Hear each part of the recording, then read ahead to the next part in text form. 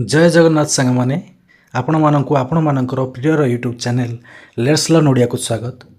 तो जो भली कि आपण मैंने जानती जे आमर आगामी दिन गुड़िक जमीक आर आई एआर आई अमीन मेन्स बर्तमान तो प्रिलिम्स एग्जाम चली अच्छी। तो प्रिलिम्स पर मेन्स एग्जाम आसो ता सहित आप जेटीएस निजुक्ति आसवाक जाऊँगी। तत्संगे संगे जब आलोचना करवा आपण मानकर एसएसटी मेन एग्जाम नवेम्बर 13-14 हो। तो यह दृष्टि रखी आम आज चिंता करूँ जे आपण प्रत्येक दिन गोटे गोटे इम्पोर्टाट क्लास नहीं आसो। देखु आपण मैंने बहुत गुड़े यूट्यूब क्लास रू आपने 1947 मसीहा पर्यंत भारत स्वाधीनता आईन विषय में पढ़ी किंतु यह व्यतीत आपण मानक माने 1947 मसीहा पर 2000 मसीहा पर्यंत भारतर कौन स्थिति थिला केमती कौन सब देशीय राज्य गुड़िक माने आम देश सहित मिसी से विषय में आपण मैंने जानवा निहाती रूपे आवश्यक। तो यह भित्ति करी आम आज क्लास टी आरंभ करूँ। तो जदि क्लास टी भल लगे तो निश्चित रूपे क्लास को गोटे लाइक करेंगे ता सहित चैनल को सब्सक्राइब करी आपण मान निडी फ्रेंड्स मान निकट को माने प्रेरण करेंगे। तो आ गोटे जिनस क्लास को जमार भी स्किप करेंगे।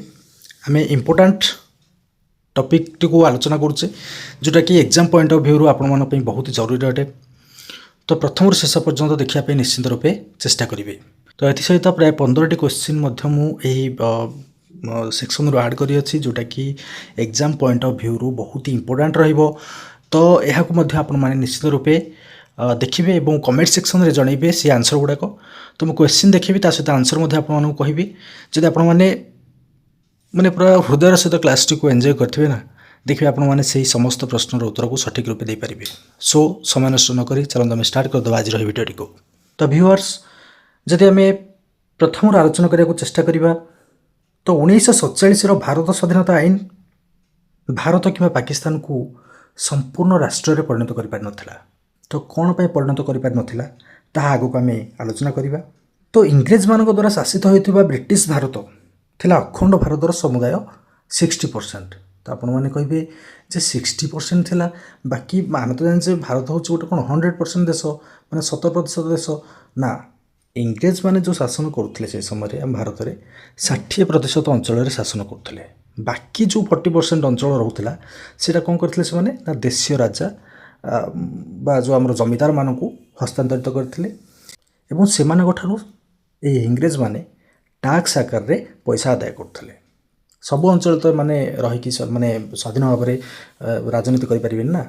तो से माने कौन करते ना जो ट्रेडिंग एरिया है ट्रेडिंग एरिया बा जोटा आम कहे समुद्रकूलिया अंचल गुड़िक से विशेषतः से राज्य गुड़ाक स्थापन करते।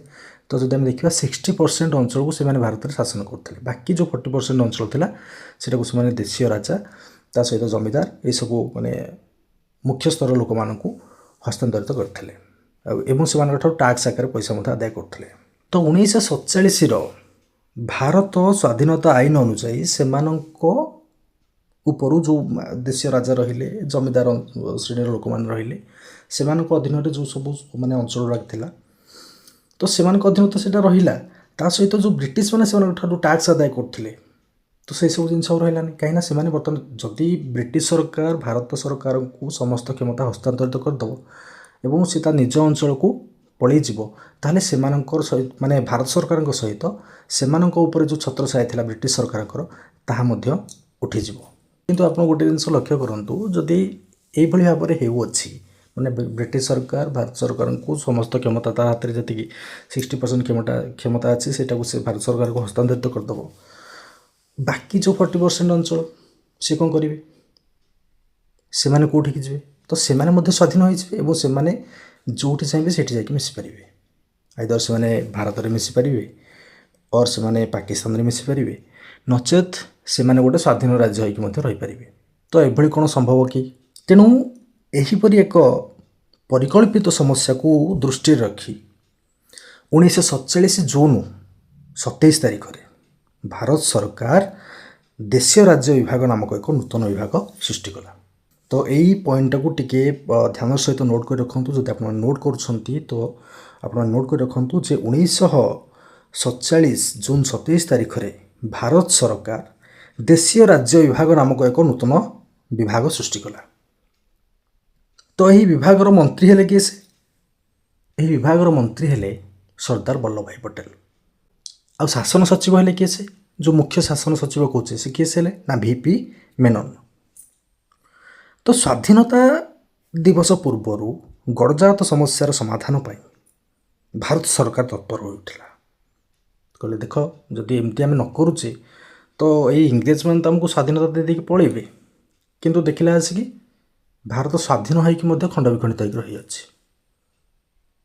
କାହିଁକି ନା ସେମାନେ ସ୍ୱାଧୀନ ହୋଇଯିବେ, ତାଙ୍କ ଇଚ୍ଛା ପାଏ ସେ ଯଦି ଚାହିଁ ଭାରତରେ ମିଶିବେ, ନହେଲେ ସେ ଯଦି ତାଙ୍କର ଇଚ୍ଛା ପାଇବ ସେମାନେ ପାକିସ୍ତାନରେ ମିଶିବେ, ସ୍ୱାଧୀନ ରାଜ୍ୟ ହୋଇକି ମଧ୍ୟ ରହିବେ।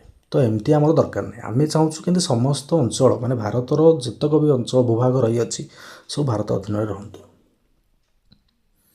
ତେଣୁ ସ୍ୱାଧୀନତା ଦିବସ ପୂର୍ବରୁ ଗଡ଼ଜାତ ସମସ୍ୟାର ସମାଧାନ ପାଇଁ ଭାରତ ସରକାର ପୂର୍ଣ୍ଣ ରୂପରେ ତତ୍ପର ହୋଇଉଠିଲେ।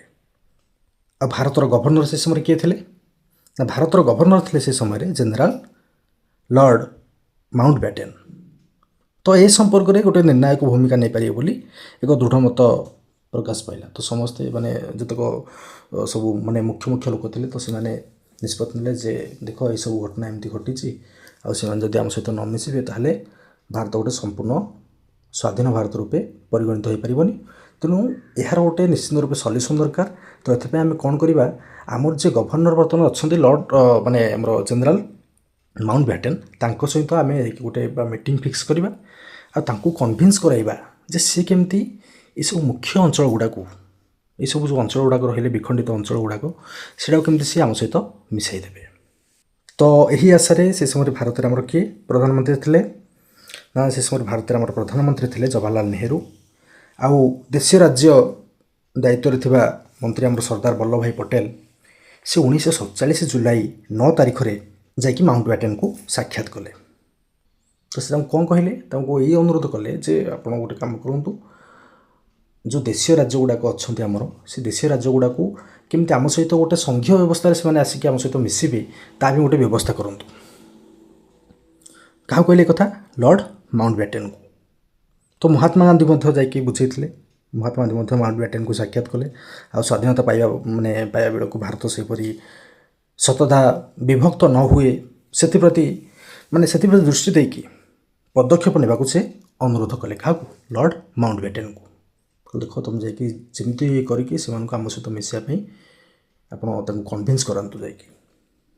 ତ ମାଉଣ୍ଟ ବ୍ୟାଟେନ୍ ଯିଏକି ଭାରତୀୟ ନେତୃବୃନ୍ଦଙ୍କର ଏହି ଅନୁରୋଧକୁ ଗମ୍ଭୀରତାର ସହିତ ଚିନ୍ତା କଲେ। କହିଲେ ଆରେ ଠିକ୍ କଥା, ତ ଯଦି ଆମେ ଏମାନଙ୍କୁ ସ୍ୱାଧୀନତା ଦେଇକି ପଳେଇବୁ ତ ବାକି ଯେଉଁ ଅଞ୍ଚଳ ଗୁଡ଼ାକ ରହିଲେ ଭାରତର, ସେମାନେ ତ ଆ ସହିତ ମିଶିପାରିବେ ନାହିଁ, ତ ବଡ଼ ଅସୁବିଧା ହେଇଯିବ।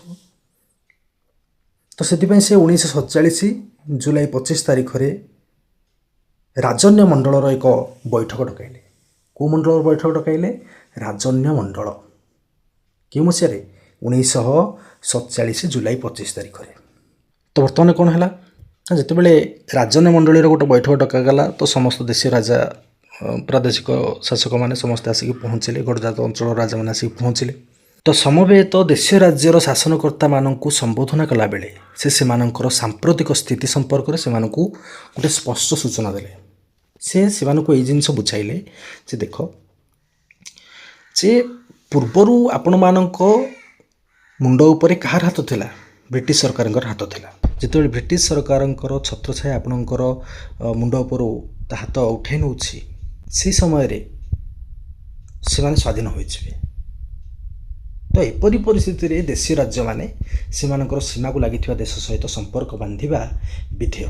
କାରଣ ଦେଶୀୟ ରାଜ୍ୟମାନଙ୍କରେ ବସବାସ କରୁଥିବା ପ୍ରଜାମାନେ ସେମାନଙ୍କର ସାମଗ୍ରିକ ଉନ୍ନତି ଚାହାନ୍ତି, ଆଉ ନବଗଠିତ ସ୍ୱାଧୀନ ରାଷ୍ଟ୍ର ସହିତ ମିଶି ସେମାନଙ୍କର ଭବିଷ୍ୟତର ସମୃଦ୍ଧି ମଧ୍ୟ ଚାହିଁଥାନ୍ତି। ତ ସେ ଗୋଟେ ବଢ଼ିଆ ପଏଣ୍ଟଟା ବୁଝେଇଲେ। ସେ କହିଲେ ଦେଖ, ଆମେ ଯେତେବେଳେ ତୁମ ମୁଣ୍ଡ ଉପରୁ ହାତ ଉଠାଇ ନେବୁ ତ ନିଶ୍ଚିତ ରୂପେ ଆପଣମାନେ ସ୍ୱାଧୀନ ହୋଇଯିବେ। କିନ୍ତୁ ପ୍ରୋବ୍ଲେମ୍ କ'ଣ ହେବ? ଜନତାମାନେ ହଇରାଣ ହେବେ। ଲୋକଙ୍କର ଇଚ୍ଛା କ'ଣ? ଗୋଟେ ସ୍ୱାଧୀନ ରାଷ୍ଟ୍ର ସହିତ ସେମାନେ ମିଶିକି ରହିବେ। ଯଦି ଆପଣମାନେ ସ୍ୱାଧୀନ ହୋଇଯିବେ ତ ଏକରେ ତ ଆପଣମାନେ ନିଜ ଦେଶକୁ କଣ୍ଟ୍ରୋଲ କରିବେ ସ୍ୱାଧୀନ ହୋଇକି। ତା ସହିତ ଗୋଟେ ପ୍ରୋବ୍ଲେମ୍ କ'ଣ ହେବ ନା ଆପଣମାନଙ୍କର ଜନତାମାନଙ୍କର ସମ୍ପୂର୍ଣ୍ଣ ଇଚ୍ଛାକୁ ପୂରଣ କରିପାରିବେ ନାହିଁ। ତ ଏହା ହେବ ଆପଣମାନଙ୍କର ଗୋଟେ ବଡ଼ ଅସୁବିଧା। तो ତାଙ୍କ ପଏଣ୍ଟ ଅଫ୍ ଭ୍ୟୁରୁ ଏହା ଥିଲା ଯେ ସେମାନେ ମାନେ ତାଙ୍କର ପଡ଼ୋଶୀ ସ୍ୱାଧୀନ ଦେଶ ସହିତ ମିଶିଯିବାଟା ନିହାତି ରୂପେ ଭଲ ହେବ, ମାନେ ରାଜାଙ୍କ ପାଇଁ ଭଲ ହେବ, ତା ସହିତ ଆମର କିଏ ସେ ପ୍ରଜାମାନେ ମଧ୍ୟ ଉପକୃତ ହୋଇପାରିବେ। ତ ଏଇସବୁ କଥା କିଏ ବୁଝେଇଲେ ସେମାନଙ୍କୁ? ନା ଲର୍ଡ଼ ମାଉଣ୍ଟ ବ୍ୟାଟେନ୍ ବୁଝେଇଲେ। ଆଚ୍ଛା, ଯଦି ସେମାନେ ଭାରତ ସହିତ ମିଶିବେ ବା ଭାରତ ସହିତ ମିଶିକି ସମ୍ପର୍କ ସ୍ଥାପନ କରିବେ, ତାହେଲେ କେଉଁ ସର୍ତ୍ତରେ ମିଶିବେ, କେଉଁ ସର୍ତ୍ତରେ ଦେଶୀୟ ରାଜାମାନେ ଭାରତ ସହିତ ସମ୍ପର୍କ ସ୍ଥାପନ କରିବେ, ସେ ସମ୍ବନ୍ଧରେ ପଟେଲ ଆଉ ମେନନ ସେ ପୂର୍ବରୁ ଗୋଟେ ମାନେ ମିଳନପତ୍ର ପ୍ରସ୍ତୁତ କରିଦେଇଛନ୍ତି ହେଲା, ମାନେ ମିଳନପତ୍ର ପ୍ରସ୍ତୁତ କରିଛନ୍ତି। ସେ ମିଳନପତ୍ର ଅନୁସାରେ ସେମାନେ ଭାରତ ସହିତ ଆସିକି ମିଶିବେ। ତ ମିଳନପତ୍ରର ପ୍ରସ୍ତାବ ଅନୁଯାୟୀ କ'ଣ ଥିଲା ନା ଦେଶୀୟ ରାଜ୍ୟମାନେ ଭାରତକୁ 3 ଗୋଟି କ୍ଷମତା ହସ୍ତାନ୍ତର କରିବା ନିହାତି ରୂପେ ଆବଶ୍ୟକ। ଯେଉଁ ଦେଶୀୟ ରାଜ୍ୟମାନେ ରହିଲେ ତ ସେମାନେ ଭାରତକୁ କେତେ ନା 3 ଗୋଟି କ୍ଷମତା ହସ୍ତାନ୍ତର କରିବେ। କ'ଣ ସେଗୁଡ଼ାକ ନା ଗୋଟେ ହେଲା ପ୍ରତିରକ୍ଷା, ଗୋଟେ ହେଲା ବୈଦେଶିକ ବ୍ୟାପାର, ଆଉ ଗୋଟେ ହେଲା ଯୋଗାଯୋଗ। ଏଇ 3ଟା କ୍ଷମତା ସେମାନେ ଭାରତ ସରକାରଙ୍କୁ ହସ୍ତାନ୍ତର କରିବେ। এই পয়েন্টটা ଟିକେ ଭଲ ଭାବରେ ମନେ ରଖିବେ। କ'ଣ ମିଳନପତ୍ରରେ କ'ଣ ଲେଖାଯାଇଥିଲା? 3ଟା କ୍ଷମତା ମାତ୍ର ହସ୍ତାନ୍ତର କରିବେ। ତ ଏହିସବୁ କ୍ଷମତା ହସ୍ତାନ୍ତର ପରେ ଦେଶୀୟ ରାଜାମାନେ ସ୍ୱାଧୀନ ଭାବରେ ସେମାନଙ୍କ ରାଜ୍ୟ ଗଠନ କରିପାରିବେ ବୋଲି ଉଲ୍ଲେଖ କରାଗଲା। କହିଲା ଠିକ୍ ଅଛି, ତୁମେ ଯଦି 3ଟା କ୍ଷମତା ଆମକୁ ଦେଇଦେବ, ମାନେ ଭାରତ ସରକାରଙ୍କୁ ଦେଇଦେବ, ତାହେଲେ ତୁମେ ଦେଶୀୟ ରାଜା ଯେଉଁମାନେ ଅଛ ତୁମେ ସ୍ୱାଧୀନ ଭାବରେ ତୁମ ଦେଶ ବା ତୁମ ରାଜ୍ୟକୁ ତୁମେ ଶାସନ କରିବ, କିଛି କଥା ନାହିଁ, ଆମେ ତୁମକୁ ସବୁ କ୍ଷେତ୍ରରେ ହେଲ୍ପ କରିବୁ। ତ ମାଉଣ୍ଟ ବ୍ୟାଟେନଙ୍କର ଘୋଷଣାରେ ଅନୁପ୍ରାଣିତ ହୋଇକି ଏବଂ ତାଙ୍କର ସତର୍କ ବାଣୀକୁ ଅନୁଧ୍ୟାନ କରି ଅନେକ ଦେଶୀୟ ରାଜ୍ୟ ଏହି ମିଳନପତ୍ରରେ ସ୍ୱାକ୍ଷର କଲେ। କହିଲା ଠିକ୍ କଥା, ଯଦି ଆମେ ନ ମିଶିବା ତାହେଲେ ବଡ଼ ଅସୁବିଧା ହୋଇଯିବ। ତେଣୁ ସର୍ଦ୍ଦାର ପଟେଲ ମଧ୍ୟ ଅନେକ ଦେଶୀୟ ରାଜ୍ୟକୁ ମାନେ ଏପରି କରିବାକୁ ଅନୁପ୍ରାଣିତ କରିଥିଲେ। ହେଲେ ଦେଖ, ତୁମେ ଯଦି ନ ମିଶିବ ତାହେଲେ ବଡ଼ ହଇରାଣ ହେବ, ତୁମେ ରାଜ୍ୟକୁ ଠିକ୍ ଭାବରେ ଚଳାଇ ପାରିବନି। କାହିଁକିନା ବ୍ରିଟିଶ ଥିଲେ ତୁମକୁ ସବୁ କ୍ଷେତ୍ରରୁ ସାହାଯ୍ୟ ସହଯୋଗ କରୁଥିଲେ। ବାହାର ଦେଶ ଶତ୍ରୁ ଆସିକି ତୁମକୁ ଆଟାକ୍ କରିବେ, ଇଏ କରିବେ, ସେ କରିବେ, ତୁମେ ନିଜ ରାଜ୍ୟକୁ ତୁମେ ନିଜ ଦେଶକୁ ତୁମେ କଣ୍ଟ୍ରୋଲ ଠିକ୍ରେ କରିପାରିବ ନାହିଁ। ତେଣୁ ଭଲ ହେବ ଆପଣମାନେ ଆମ ସହିତ ମିଶିଯାଆନ୍ତୁ। ତ ସର୍ଦ୍ଦାର ବଲ୍ଲଭଭାଇ ପଟେଲ ମଧ୍ୟ ସେମାନଙ୍କୁ ଏଥିନିମିତ୍ତ ବହୁତ ପ୍ରରୋଚନା ଦେଇଥିଲେ, ତାଙ୍କୁ ପ୍ରବର୍ତ୍ତାଇଥିଲେ ଯେ ଭାରତ ସହିତ ମିଶିଯିବା ପାଇଁ। ତ ଅଳ୍ପ କେତୋଟିକୁ ଛାଡ଼ିକି ପ୍ରାୟ ସମସ୍ତ ଦେଶୀୟ ରାଜ୍ୟ ଯେଉଁଗୁଡ଼ାକ ଥିଲେ ସ୍ୱାଧୀନତା ପୂର୍ବରୁ ଏହି ମିଳନପତ୍ରରେ ଆସିକି ସ୍ୱାକ୍ଷର କରିଦେଲେ। ତ କେନ୍ଦ୍ରୀୟ ଭାରତର ପିପ୍ଳୋଦା 1948 ମାର୍ଚ୍ଚରେ ଏହି ମିଳନପତ୍ର ସ୍ୱାକ୍ଷର କଲା। କେନ୍ଦ୍ରୀୟ ଭାରତ ମାନେ ଭାରତର ଯେଉଁ କେନ୍ଦ୍ରୀୟ ଅଂଶ ଗୁଡ଼ାକ ରହିଲା ଯେଉଁଟା ମିଶିନଥିଲେ ସେମାନେ ଆସିକି କେବେ ମିଶିଲେ ନା 1948 ମାର୍ଚ୍ଚରେ ଏହି ମିଳନପତ୍ରରେ ଆସିକି ସ୍ୱାକ୍ଷରିତ କଲେ। ଆଚ୍ଛା, ଆପଣମାନଙ୍କ ମନରେ ବର୍ତ୍ତମାନ ପ୍ରଶ୍ନ ଉଠୁଥିବ, ତାହେଲେ ଯଦି ସମସ୍ତେ ସ୍ୱାକ୍ଷର କଲେ କେଉଁମାନେ ମିଶିଲେ ନାହିଁ, କେଉଁମାନେ ସ୍ୱାକ୍ଷର କଲେ ନାହିଁ? ଦେଖ, ଯୋଧପୁର, ଜୁନାଗଡ଼, ହାଇଦ୍ରାବାଦ ଆଉ କାଶ୍ମୀର ଏମାନେ ଭାରତ ସହିତ ମିଳନପତ୍ରରେ ସ୍ୱାକ୍ଷର କଲେ ନାହିଁ। ତ ଏମାନଙ୍କୁ ଆମେ ମିଶାଇବା ନା ମିଶାଇବାନି? ନିଶ୍ଚିତ ରୂପେ ମିଶାଇବା। ଦେଖିବା କେମିତି ମିଶୁଛନ୍ତି ସେମାନେ। ତ ଯୋଧପୁରର ରାଜା ସେହି ସମୟରେ ଥିଲେ କିଏ? ସେ ନା ରାଜା ହନୁମନ୍ତ ସିଂହ। ସେ ମହମ୍ମଦ ଅଲି ଜିନାଙ୍କ ସହ ହାତ ମିଳାଇ ପାକିସ୍ତାନ ସହିତ ମିଶିଯିବାର ମସୁଧା କରୁଥିଲେ। କହିଲେ ଭାରତ ସହିତ ମୋର କିଏ ମିଶୁଯିବ? ମୁଁ ତ ହେଲି ଗୋଟେ ମୁସଲମାନ, ମୁଁ ତ ମୁସଲମାନ ଦେଶ ଗଠନ ହେଉଛି, ମୁଁ ମୋର ମୁସଲମାନ ଦେଶ ସହିତ ମିଶିବି ନା ଆଉ। ତେଣୁ ସେ କ'ଣ କରିଥିଲେ? ମହମ୍ମଦ ଅଲି ଜିନାଙ୍କ ସହିତ ହାତ ମିଶାଇକି ପାକିସ୍ତାନ ସହିତ ମିଶିବା ପାଇଁ ଗୋଟେ ପ୍ଲାନିଂ ଚଲାଇଥିଲେ। ତ ଯୋଧପୁର ଥିଲା ଗୋଟେ ହିନ୍ଦୁ ବହୁଳ ରାଜ୍ୟ, ପ୍ରାୟ 90% ହିନ୍ଦୁ ଥିଲେ ସେହି ସମୟରେ ସେଠାରେ। ତ ସେଥିପାଇଁ ସେ ଭାରତର ଏଇ ଯେଉଁ ମିଳନପତ୍ର ହେଇଥିଲା ଏଥିରେ ସ୍ୱାକ୍ଷର କଲେ ନାହିଁ। ତ ହିନ୍ଦୁ ବହୁଳ ଜୁନାଗଡ଼ ରାଜ୍ୟର ମୁସଲିମ ନବାବ ପାକିସ୍ତାନ ସହିତ ଯୋଗ ଦେବାକୁ ଇଚ୍ଛା ପ୍ରକାଶ କରି ସାମରିକ ଶକ୍ତି ପ୍ରଦର୍ଶନ କଲେ। ତ ଇଏ କ'ଣ କଲେ? ଯୁଦ୍ଧ ମାନେ ଯେତେବେଳେ ମିଳନପତ୍ର ସ୍ୱାକ୍ଷର ନ କଲେ ତ ତାଙ୍କୁ କୁହାଗଲା, ବାରମ୍ବାର କୁହାଗଲା, ଯେତେବେଳେ ସେ କ'ଣ କଲେ? ଯୁଦ୍ଧ ପାଇଁ ବାହାରିଲେ। ଆଉ କ'ଣ? ତ କିଏ ସେ? ନା ଆମର ମୁସଲିମ ନବାବ ହନୁମନ୍ତ ସିଂହ। ସେ ସାମରିକ କ୍ଷେତ୍ର ମାନେ ଯୁଦ୍ଧ ପାଇଁ ପୁରା ବାହାରିଗଲେ। ଆମେ ତୁମ ସହିତ ମିଶିବୁନି, କ'ଣ କରିବାର ଅଛି କର, ଆମେ ତୁମ ସହିତ ଯୁଦ୍ଧ କରିବୁ। ମାନେ ଭାରତ ସରକାରଙ୍କ ସହିତ ସେ ଯୁଦ୍ଧ କରିବେ। ତେଣୁ ଜୁନାଗଡ଼ର ସୀମା ପାକିସ୍ତାନ ସୀମା ସହିତ ସଂଲଗ୍ନ ସେ ସମୟରେ ହୋଇନଥିଲା। ମାନେ ଦେଖ, ବର୍ତ୍ତମାନ ଓଡ଼ିଶା ଚାହିଁବ କାହା ସହିତ ମିଶିବା ପାଇଁ? ଛତିଶଗଡ଼ ସହିତ ତ ମିଶିପାରିବ। କିନ୍ତୁ ଓଡ଼ିଶା ଯଦି ବର୍ତ୍ତମାନ ଚାହିଁବ ବମ୍ବେ ସହିତ ମିଶିବା ପାଇଁ ତ କେମିତି ମିଶିବ? ଓଡ଼ିଶାର ସୀମା ଆଉ ଛତିଶଗଡ଼ର ସୀମା ଏହା ପୁରା ଲାଗିକି ଅଛି, ବା ଆନ୍ଧ୍ରପ୍ରଦେଶ ସୀମା ସହିତ ଲାଗିକି ରହିଅଛି। ତ ଏମାନଙ୍କ ସହିତ ସେ ମିଶିପାରିବ। କିନ୍ତୁ ଯଦି ସେ ଚାହିଁବ ମାନେ ବମ୍ବେ ସହିତ ମିଶିବା ପାଇଁ, ଆରେ ଆ ସୀମା ତ ଏଠି ରହିଲାନି, ତା ସୀମା ତ ଯାଇକି ଆକାଶ ପାତାଳ ତଫାତ। ତେଣୁ ଏ ଯେଉଁ ଯୋଧପୁରର ସୀମା ପାକିସ୍ତାନର ସୀମା ଠାରୁ ବହୁତ ଦୂରରେ ଥିଲା, ମାନେ ସୀମା ପୁରା ଲାଗେନି। ତ ଭାରତ ସରକାରଙ୍କ ଦ୍ୱାରା ଏଠାରେ ଗୋଟେ ଗଣଭୋଟର ଅନୁଷ୍ଠିତ ହେଲା। କହିଲା ଦେଖ, ତୁମେ କହୁଛ ଯିବା ପାଇଁ, ଠିକ୍ ଅଛି, ତୁମକୁ ଆମେ ମନା କରିବୁନି, ତୁମେ ଯାଇକି ପାକିସ୍ତାନ ସହିତ ମିଶିପାର, କାହିଁକିନା ତୁମେ ସ୍ୱାଧୀନ ରାଜା।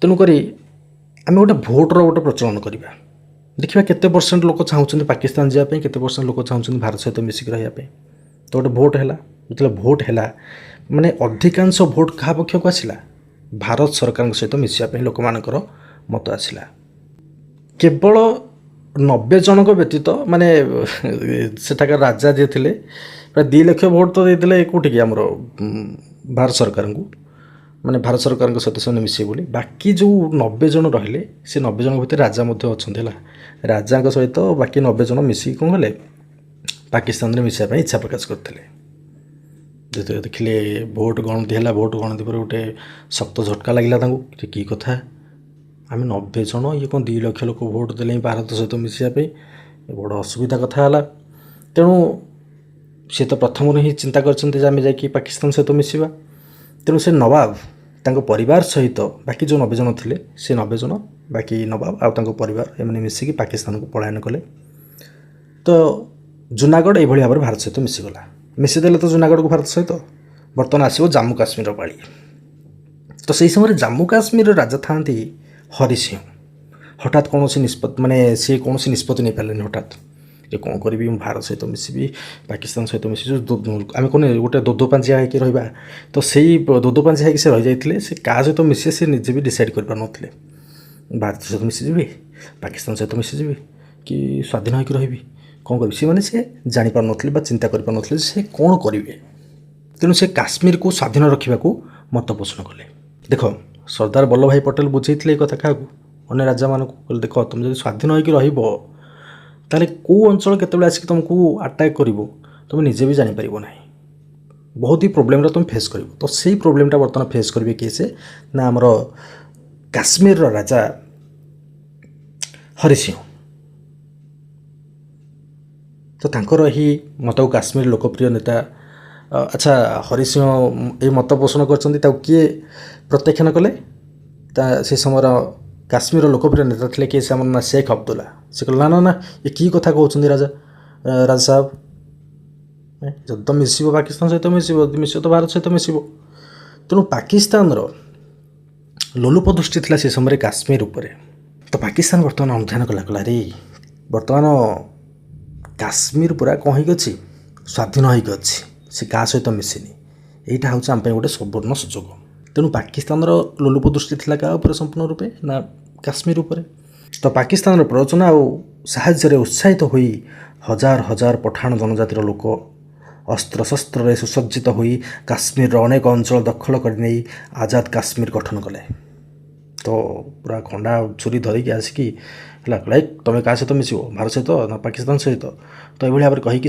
पाकिस्तान अधा माने अधा काश्मीर को अंचल को नहीं गले झेलम नदी टपी श्रीनगर आड़ को अग्रसर हेले आहरी अंचल को सहित मिसाइवाई तो देख से समय भारत किसी करें कहीं ना भारत अधीन से समय काश्मीर नाला जदि काश्मीर भारत अधीन था ताले कौन पाकिस्तान यही सब जिन माने करने को साहस करता कि केबे नुह तो राजा हरि सिंह जे कि दोदो पांचा होते सी बर्तमान ये सब असुविधा फेस कर तो माने अधिकांश पठाण जनजातिर लोक मैंने पाकिस्तान तो से बर्तमान झेलम नदी अतिक्रमित कर आहरी काश्मीर अधिकांश अंचल को सहित मिसाई देवाई है खाली से नुहे से सहित माने नियमित काश्मीर सैन्य मैंने आसुँच माने पठाण जनजाति सहित सैन्य मैंने पाकिस्तान सैन्य मैंने मिशिंट काश्मीर अधिकांश अंचल को अधीन मिसाई देवाई तो यहाँ जब कह कौन था ना यहाँ पाकिस्तान गोटे ऑपरेशन था काश्मीर उपर जहाँ कहुए ऑपरेशन गुलमर्गा तो ऑपरेशन गुलमर्गा काश्मीर को दखल करने अभिप्रेत थिला पूरा संपूर्ण रूपे काश्मीर से चाहूँ संपूर्ण रूपे काश्मीर टाक आम आम अंचल मिसेदु कहीं कहीं से काश्मीर प्रति एत आग्रह प्रकाश करते कहीं काश्मीर संपूर्ण रूपे पाकिस्तान सहित लगिकी पाकिस्तान सीमा सहित लगिकी थिला तो हरि सिंह राजा बर्तमान कौन करेंगे किसी उपाय पाइले तेणु उपाय न पाई से भारत सरकार को सामरिक सहायता अनुरोध कले कहले देख एमती सब घटना घटला आउ से झेलम नदी अतिक्रांत कर बर्तमान आसिले आमको आहरी माने आमर अधिकांश अंचल को सहित मिसाई देवाई तेणु दयापूर्वक आपण मैंने आमको सामरिक सहयोग जोगातु तो बर्तमान यदि आम देखा तो हरि सिंह चुटी क्या हाथ में अच्छी भारत सरकार हाथ में ठीक अच्छे आमे तुमको संपूर्ण रूपे सामरिक सहायता जोगाइबा ପାଇଁ प्रस्तुत अछु किंतु आपण गोटे काम करंतु आमे जो मिलन पत्र प्रस्तुत करियछु सेतिर आपनको स्वाक्षर करिया पड़िबो हैला। तो कथा नहीं नई पड़ी जी बेले विदाय मारे से बेले तो भारत सरकार ठीक समय ठीक निष्पत्ति नहीं कि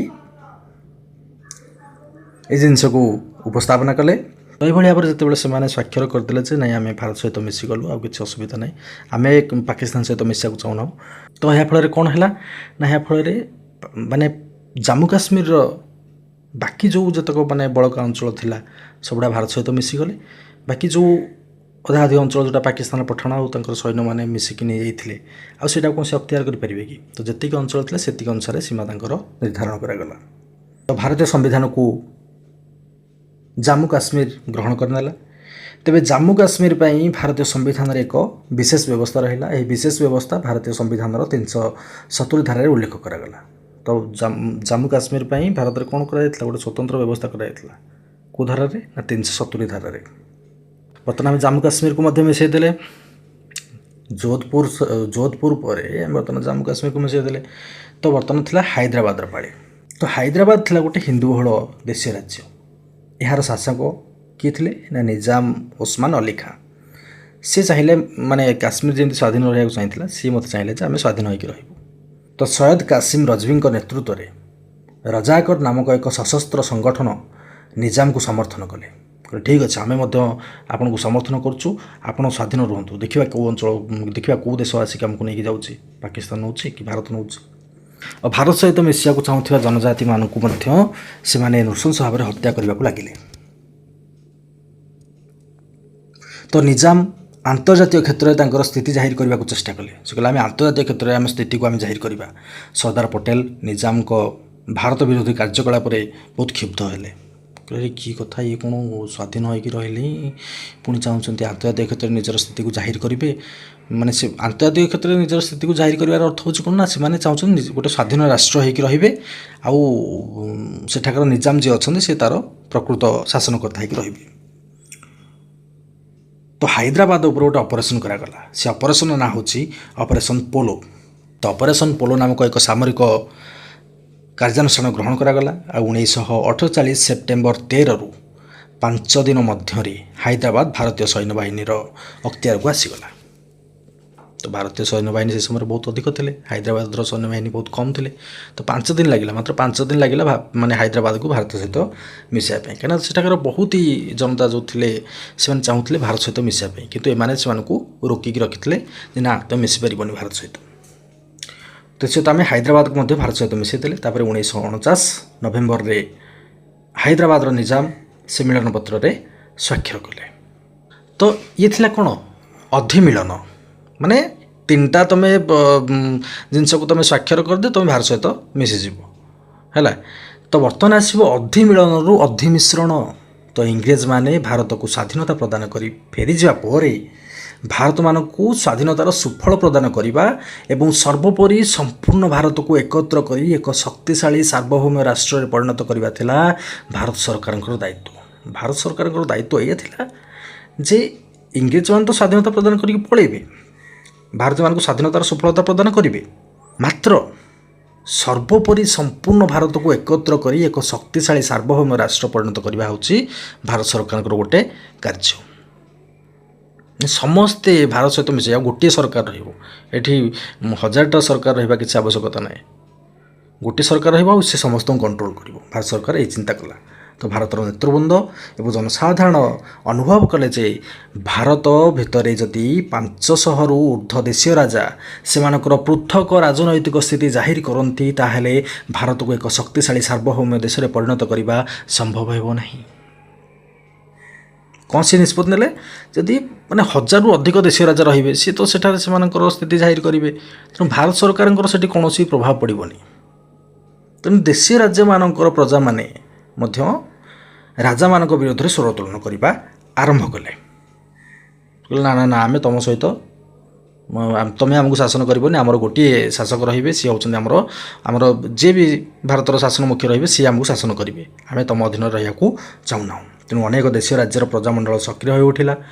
आ केंद्र सरकार आउ कांग्रेस नेतृवृंद देशीय राज्य मानक यही प्रकार शासक विरोधी जन आंदोलन जनित सुजोग हाथ छड़ा करने को चाहिए से कहला अरे बढ़िया है तो ये जो शासक बर्तमान प्रजा मैंने बर्तमान मिली है से कहली ना आम तुम अधीन रही आम भारत सरकार अधीन रही है तुम आमको नियंत्रण करनी तो जो प्रजा मैंने बाहर तो ये जिनसा बर्तमान सुजोग सृष्टिगला क्या ना भारत सरकार तो मिलन पत्र उल्लेख थिला कौन केवल प्रतिरक्षा आउ वैदेशिक विभाग आउ जोगाजोग को छाड़ी आउ किसी माने सेमती किसी लिखा जाए ना तीनटा जिनस से हस्तांतर करदे ताहले से माने भारत सरकार सहित मिसिଯିवे तो यह छाड़ी अन्य समस्त क्षेत्र में देशीय राज्य मानक स्वतंत्र स्थिति प्रदान करने को भारत सरकार अनुबंधित थिले ये तीनटा को छाड़ी आउ समस्त क्षेत्र में से स्वतंत्र स्थिति प्रदान करने भारत सरकार कौन थे अनुबंधित थिले किंतु भारत सरकार अनुभव कले जे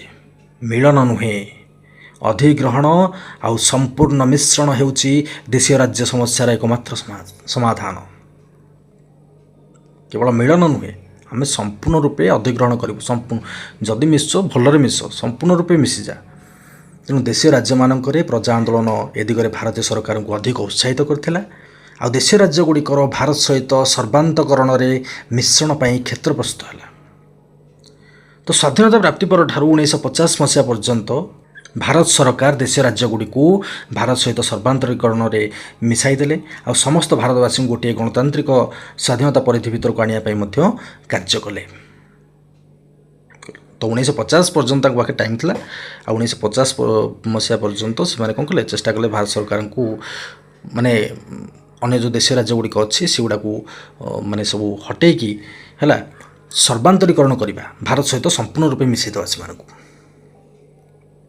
तो एप्रति ओडिशार शिशु तत्कालीन प्रधानमंत्री थे कि हरेकृष्ण महाताब से भारत सरकार को सहायता प्रदान करते ये पॉइंटा को मन रखिए यहाँ क्वेश्चन अच्छी दि जाए क्वेश्चन गुड़ाक से अच्छी तो यही कार्यक्रम में आम जो देशीय राज्य समूह विभाग प्रमुख सचिव VP मेननकर भूमिका अत्यंत गुरुत्वपूर्ण थिला वस्तुतः से ही थिले जे कि देशीय राज्य मिश्रण कार्य प्रधान जोगसूत्र करथिले गठन करथिले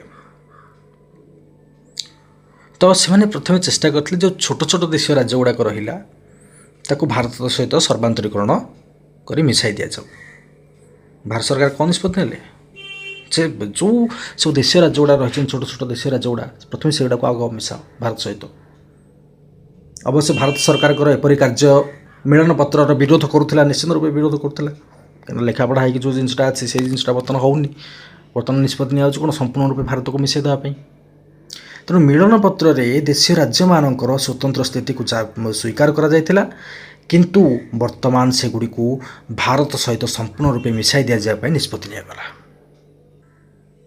तो पटेल और मेनन एपरी पूर्ण मिश्रण संपर्क में किसी जुक्ति उपस्थापन कले से कहले देख कौन प्रोब्लेम हम कहीं आम आपण मानू भारत सहित संपूर्ण रूपे मिसी जाए कहूँ देख जदि मिश्रण नहला ताले राज्य मानकर आर्थिक व्यवस्था भुशुड़ी पड़ो सेकेंड पॉइंट रे राज्य मानक गणतंत्र परिवर्ते राजतंत्र चलिले प्रजा माने विद्रोह करेंगे आ अराजकता सृष्टि हो तृतीय पॉइंट जब आम आलोचना करवा ताले अर्थव्यवस्था दृष्टि अत्यंत दुर्बल थिबा राज्य माने स्वाधीन भाव में कौन जनहितकर कार्य मध्य करें ना चतुर्थ पॉइंट रे भारत भितर अबाध विचरण करने अबाध्य भाव में वाणिज्य व्यवसाय बाधा प्राप्त हो ये पॉइंट गुड़ा सब लिखु था पिले जोटा मुझे आलोचना कर पॉइंट गुड़ा सब लिखु था एवं पंचम पॉइंट रे अपराधी मानक दमन करने संभव हो ना कारण से माने देशीय राज्य मानक जाकि आत्मगोपन करेंगे तो एक पूर्णांग राजनैतिक भारत गठन न हो पार द्वारा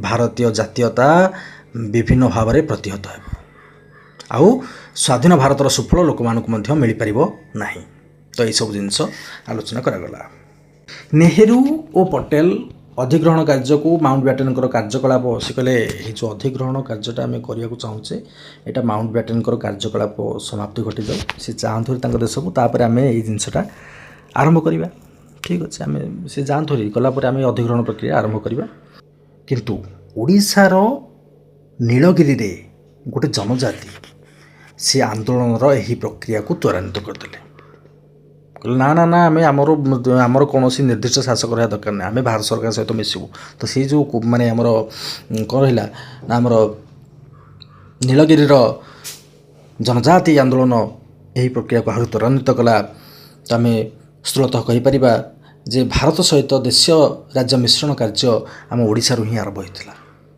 तो 1947 मसीहा डिसेम्बर मासरे पूर्व भारत एजेन्सी और छत्तीसगढ़ एजेन्सी अधीनस्थ देशीय राज्य माने मिश्रण चुक्ति आसिक स्वाक्षर कले। किए सब स्वाक्षर कले? आमर पूर्व भारत एजेन्सी आउ छत्तीसगढ़ एजेन्सी अधीनस्थ देशीय राज्य माने आसिक मिश्रण चुक्ति स्वाक्षर कले। आउ से माने ओडिशा मध्य प्रदेश और बिहार व्यतीत 1948 मसीहा जनवरी 1 तारिख ठारू से माने भारत सहित संपूर्ण रूपे मिशीगले, संपूर्ण अधिग्रहण होगला। तो सही वर्ष गुजरात आउ दक्षिण में 66टी देशीय राज्य तत्कालीन बॉम्बे प्रदेश सहित आसिक मिशीगला। ये इंपोर्टेंट क्वेश्चन रहिबो। गुजरात और दक्षिण में 66टी देशीय राज्य तत्कालीन बॉम्बे प्रदेश सहित आसिक मिशीगला। तापरे आमर कोल्हापुर और बरोदा भली दुईटी बड़ बड़ राज्य से बॉम्बे सहित आसिक मिसिले। तो अनेक छोट बड़ राज्य तत्कालीन मांद्राज, पूर्व पंजाब, उत्तर प्रदेश, पश्चिम बंग, आसाम एम आसिक कहले आसाम प्रदेश सहित मिशीगले। तो आसाम प्रदेश सहित कौ मैंने मिसिले? तत्कालीन मांद्राज, पूर्व पंजाब, उत्तर प्रदेश, पश्चिम बंग और आसाम प्रदेश सहित आसिक मिशीगले। तो पे यहाँ इंपोर्टाट पॉइंट रहिबो जो आमर पंजाब पार्वत्य राज्य एजेन्सी 30टी राज्य को लेकिन आमर हिमाचल प्रदेश गठित होता। तो परीक्षा रे इंपोर्टाट क्वेश्चन पचार दिए जे हिमाचल प्रदेश किभली गठित होता ना आमर पंजाब पार्वत्य राज्य एजेन्सी 30टी राज्य को मिसाइकी हिमाचल प्रदेश गठित होता। तो ये मिश्रण चुक्तिर शर्त कौन रहा से विषय में आलोचना करदे। आज तो सारदा विषयटा को काले तो मिश्रण चुक्तिर जो शर्त से विषय आलोचना करवा। देख तो कौन था शर्त? तो जो देशीय राजा मैंने रहिले से शासन संपर्कित समस्त क्षमता संपूर्ण भाव में भारत सरकार को हस्तांतर कले। आ देशीय राज्य मानक कौन स्वतंत्र स्थिति रहा ना। आउ कौन करागला? तो से तो राज्य हरइले बर्तमान ताले तुम्हें जदि राज्य हरौच ताले तुम आम गोटे व्यवस्था करवा, तुम गोटे पेंशन व्यवस्था करवा। गोटे पेंशन व्यवस्था करागला। यह राजा हाथ पांठी बोली कहगला। यही पांठी राज्यर आदाय होता राजस्व भित्ति स्थिरीकृत होता। तुम राज्य केते टिकस आदाय होता अनुसार तुम परसेंट पाइब, किसी कथा ना। तो राजा मानकर व्यक्तिगत संपत्ति, राजप्रसाद तथा पदपदवी से सुरक्षित रहा। तुम जहाँ भी व्यक्तिगत संपत्ति रही राजा सहित राजमहल तथा पदपदवी जहाँ भी रही सब सुरक्षित करागला। एगुड़ी को वंशानुक्रमिक भाव में से वंशधर भोग दखल करेंगे स्थिर करागला। माने तुम पाखे जहाँ भी संपत्ति रहा, राजभवन रहा, पदपदवी जहाँ भी रहा, जोकि आप देखुं जमी पुरी राजा रही तो से भाव में कौन रही राजा हाथ पांठी रही व्यवस्था। तो 1948 जुलाई रे पटियाला, कपूरताला, जिंद, नाभा, फरीदकोट, मालेरकोटला आउ नलारगढ़, कलसिया को नहीं पूर्व पंजाब राज्य संघ प्रतिष्ठा करागला। तो 1949 मसीहा मे मासरे अनेक देशीय राज्य को सम्मिलित करी राजस्थान मिलित प्रदेशर सृष्टि करागला। आउ आमर त्रिबांकुड़ आउ कोचिन जहाँकि 1949 मसीहार मध्य भाग में मिश्रणर अंगीकार होते अंगीकार पत्र स्वाक्षर करते। केवल 3टी देशीय राज्य तथा काश्मीर, मैसूर, हैदराबाद कौन चुक्तिपत्र स्वाक्षर कर ना ना आम कौन चुक्तिपत्र स्वाक्षर करूनी कि सामग्रिक रूपे भारत सहित मिसाई चेष्टा करूना। आम आमर ये शासन करवा चलू। तो से काश्मीर को माने समस्त स्वाधीनता क्षमता प्रदान करा जाय नथिला। माने भारत जहाँ भी संवैधानिक क्षमता रही अच्छी प्रदान करा जाय नथिला, केवल 370 धारा को छाड़ी देकी। तो लास्ट पॉइंट रहा आमर गणतांत्रिकरण। तो मिश्रण पर यह सब राज्य में गणतंत्र प्रतिष्ठा व्यवस्था करागला। देशीय राज्यर प्रजा मानू सुशासन प्रदान करने प्रादेशिक सरकार माने विहित व्यवस्था ग्रहण कले। तो प्रादेशिक शासनर अनुरूप शासन राज्य मानू संप्रसारण कला। तो 1956 मसीह राज्य पुनर्गठन आईन द्वारा से राज्य सहित मिसाई दिगला। तो गणतांत्रिकरण सहित देशीय राज्यगुड़ी समयक्रमे केन्द्राभिमुखी करागला और सेमानंकु भारतीय संविधान परिधि मध्यकु मध्य अणागला पर 1956 मसीह राज्य पुनर्गठन आईन द्वारा सेमानंकु राज्य मानक सहित मिसाई दिगला। तेणु देशीय राज्यगुड़िकर भारत सहित मिश्रण प्रक्रिया सरदार वल्लभ भाई पटेल अनेक दृढ़ पदक्षेप नहीं तांकर कूटनैतिक पारदर्शिता एवं राजनैतिक विचक्षणतार बल भारत को एकत्र करिबारे तांकर सफलता जो कहीं तांको भारतर बिस्मार्क बोली मध्य कही थांती। तांकर बलिष्ठ नेतृत्व आ दृढ़ व्यक्तित्व जो तांको लौह मानवर मध्य आख्या दि जाइए। तो एसहित आम 2000 ख्रीष्टाब्द पर्यंत स्वाधीनता परवर्ती भारत विषय संपूर्ण रूपे आलोचना कले।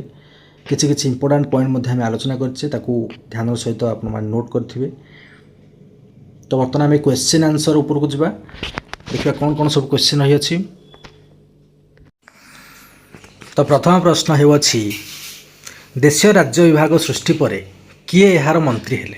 तो निश्चित रूपे यह विषय को आम बहुत भल भाव में आलोचना कले।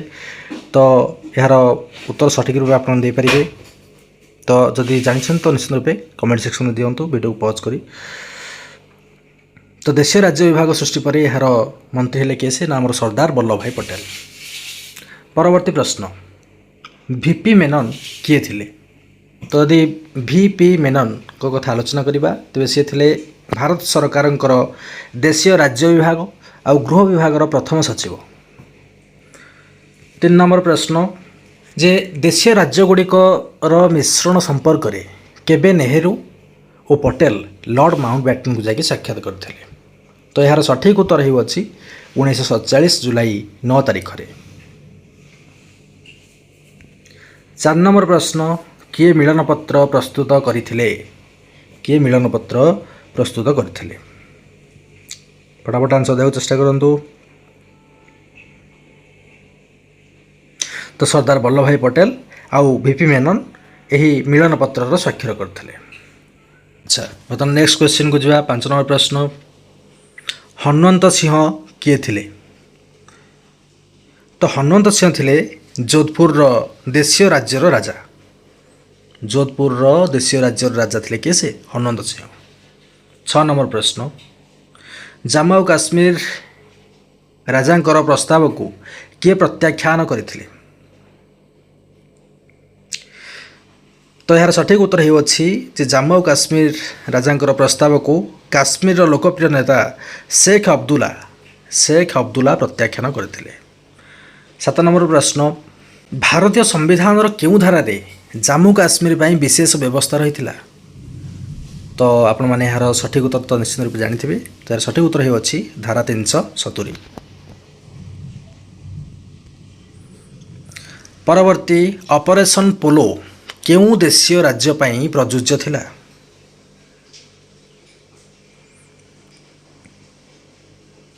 क्या थिला एटा बर्तमान आम रिसेंट आलोचना करके आसिले विषयटी को एवं ये टॉपिक उपर आलोचना कले। तो ऑपरेशन पोलो यह थिला आमर हैदराबाद देशीय राज्य ପାଇଁ प्रযোज्य थिला। 5 दिन लगी मात्र से निज अख्तियार को आने क्या ना भारत सरकार को।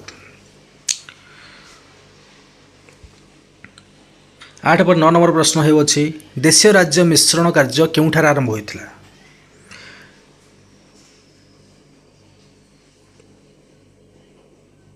तो यार सठिक उत्तर होउछि केउठार आरंभ होइथिला आम ओडिशा परा ओडिशा ही आरंभ होइथिला। आम नीलगिरी जनजाति तो से माने प्रथमे माने यहाँ को प्रोटेस्ट करथिले देशीय राज्य को माने स्थगित रही जाइथिला किसी दृष्टि स्थगित रही जाइथिला। आमर जवाहरलाल नेहरू ता सहित सरदार वल्लभ भाई पटेल निष्पत्ति नहीं जे लॉर्ड माउंटबैटन सी तांकर पदवी इस्तीफा दिंतु देला परे आम सब जिनस स्टार्ट करवा सामग्रिक मिश्रण प्रक्रिया को। किंतु ओडिशा ही प्रथमे जो आमर नीलगिरी जनजाति मान रही से निष्पत्ति से कौन कले देशीय राजा विरुद्ध में विद्रोह घोषणा करते। तो ये ही शुरू होता आमर कौन देशीय राज्यगुड़िकर सामग्रिक मिलन प्रक्रिया क्या सहित ना आम भारत सरकार सहित। परवर्ती प्रश्न 10 नंबर प्रश्न ओडिशा किए देशीय राज्य मिश्रण कार्य पाटिल को साहाय्य करथिले। बहुत बढ़िया क्वेश्चन पिले यही क्वेश्चन पड़ुअछि तो एग्जाम रे आपण माने जदि भल भाव बुझीते विषयटा को तो निश्चित रूप प्रश्नटी उत्तर देपारे। तो यार सठिक उत्तर होउछि ओडिशार तत्कालीन प्रधानमंत्री हरेकृष्ण महाताब। बर्तमान 11 नंबर प्रश्न रही स्वाधीनता प्राप्ति बेलू किए भारतर प्रधानमंत्री थिले। बहुत इजी क्वेश्चन कहीपर आप समस्त निश्चित रूप जानी। तो किए थिले भारतर प्रथम माने प्रधानमंत्री स्वाधीनता प्राप्ति बेलू जवाहरलाल नेहरू। जवाहरलाल नेहरू। तो मिलन पत्रर शर्त अनुजाई देशीय राजा मानू क्यों क्षमता भारत सरकार को हस्तांतरित कर आवश्यकता थिला। तो यार सठिक उत्तर होउछि प्रतिरक्षा, वैदेशिक व्यापार आउ जोगाजोग।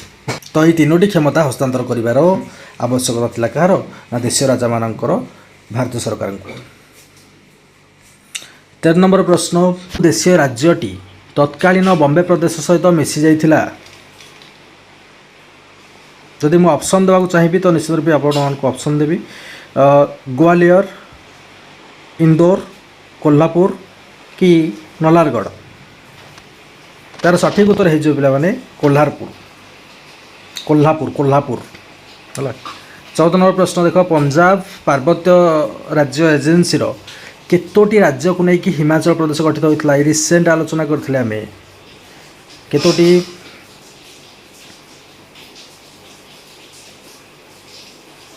30टी केतोटी 30टी राज्य को लेकिन आमर हिमाचल प्रदेश गठित होता।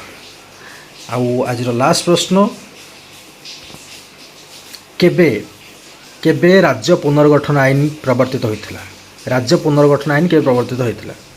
तार सठिक उत्तर होउछि 1956। 1956 मसीह आमर राज्य पुनर्गठन आईन प्रवर्तित होता। तो आज क्लास निश्चित रूप आपको हेल्पफुल होइथिबो कहीं आज आम गोटे इंपोर्टाट टॉपिक को आलोचना करें 2000 मसीहा माने पर्यंत आमर जो स्वाधीनता परवर्ती भारतर अवस्था कौन थिला या सठिक रूप आलोचना करें। आशा करे ये भिडियोटी आपको एग्जाम पॉइंट ऑफ व्यू हो कि दशम पिला भी देखुं भिडियोटी को से बहुत हेल्पफुल रहिबो। सो आ समय नष्ट करवानी भिडियो बस से पुणी देखा परवर्ती एक नया दमदार भिडियो से पर्यंत रही विदाय दिंतु। जय जगन्नाथ जय जगन्नाथ जय जगन्नाथ।